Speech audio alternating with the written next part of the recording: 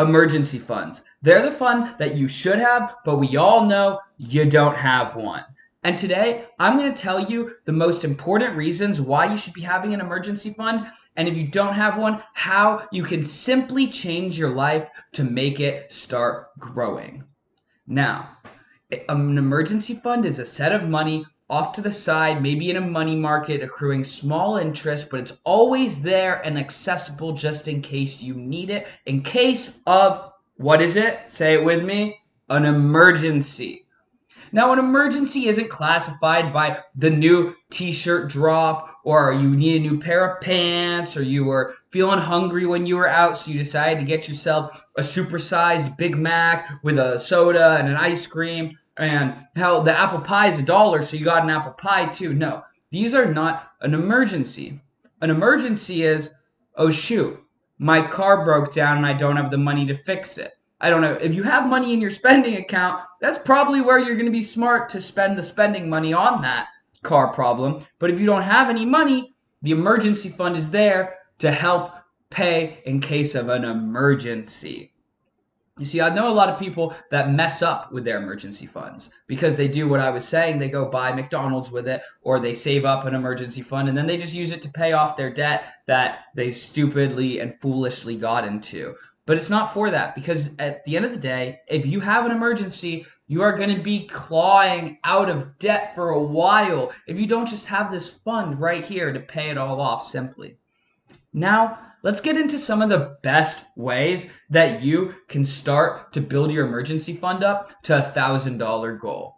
I think $1,000 should be everybody's goal to get into an emergency fund at the very beginning, and then you're going to want 6 months to a year of your expenses sitting in that fund, marinating and brewing and culminating with interest until you eventually have to use it. And we all hope that we never touch our emergency funds, but at least they're there in case of, what is it? An emergency. Exactly.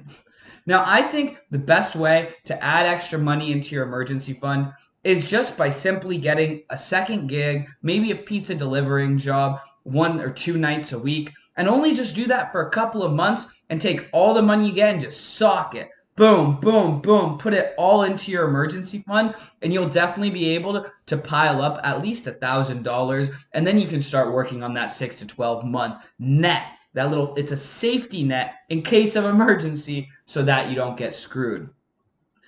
The second best way is to stop eating out and cut your expenses. If you can cut your expenses from spending, let's say, $3,000 a month down to $2,500 a month even, you have an extra $500.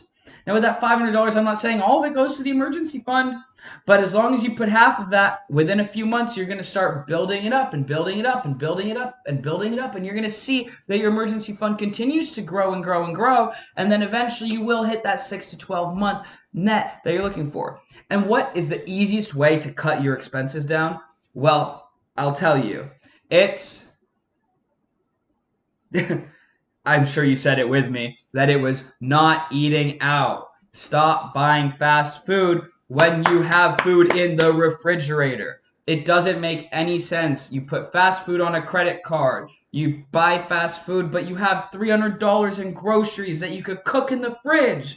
If you just took a little bit of time out of your life, you could saute some Gordon Ramsay level food out of the refrigerator, and then you could invest or put that money towards your emergency fund that you would have spent on your chicken nuggets or on your burger. And chicken nuggets and burgers, I love them. You love them. We all love a good chicken nugget burger combo with some fries. Ooh, Chick-fil-A. Chick-fil-A is the best restaurant in the world, hands down. Argue me on it. Debate me in the comments below. Tell me I'm wrong, but I'm not. We all know it's the best.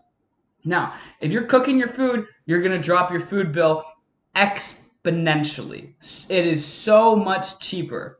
You can go to Costco and you can buy a bag with 8 salmon fillets in it for $34.99. You know what? In fact, for $29.99 right now, because they're on sale. They're $5 off at Costco. I'm not sponsored by Costco, but Costco, if you want to sponsor me, I'd love it. Hit me up in the comments and we'll get that going. So you can get 8 salmon fillets for $30, but if you go to any restaurant that uses good salmon, it's going to cost probably $32.95. at the minimum. You know, I work at a restaurant and our salmon dish is $32.95 plus tax, plus tip, plus surcharge. After it's all said and done, you just spent $46, $45 on a little piece of salmon that you could cook just as good at home. And if you cooked it at home, 30 divided by 8, you're spending $3.50 on that salmon that you would have spent $40 if you ate out on. That is insane. People spend too much money eating out. And if you just took that money, you could invest it. You see, I'm getting a little hyped up about it because I'm passionate about this investing and I want to help you guys and I want you to understand why you need an emergency fund and why cutting back your costs and cutting back on the eating out is going to save you so much time and stress and pain in the long run when you're lacking in your investments and you're lacking in your emergency funds.